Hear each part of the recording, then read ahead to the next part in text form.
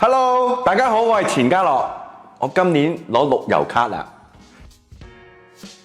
即係初頭咧就係玩下玩下咁啦。咁啊，我記得做龍虎武師就係雖然間唔中都要痛一痛嘅，笪落地下咁樣，但係好多時間都係揸住把劍追下咁樣，都係一日嘅。咁玩下玩下，唔使埋位啊瞓覺咁嗰陣時，我記得係15歲到嘅啫。咁10零歲嘅我。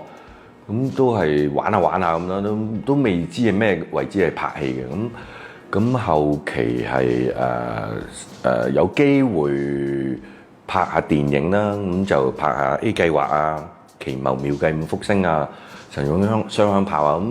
咁啊俾洪金寶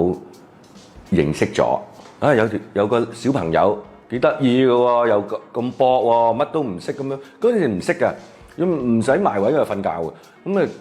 就邀請我，叫阿元彪打電話俾我，就邀請咗我去西班牙拍，去執導一部戲叫《快餐車》咁啊經歷咗呢樣嘢之後，我正式入咗洪家班。咁之後由一個誤打誤撞一個僆仔咧，就反為嗰陣時開始，因為嗰陣時有林正英啊，有咖喱啊，有元彪啊，有鐘發啊，有五馬，好多人嘅，咁全部都喺片場度大嘅，咁就講咗一啲成長一啲經驗俾我聽，咁反為我中意咗拍戲，反為嗰陣時我知道咩叫做加班啊，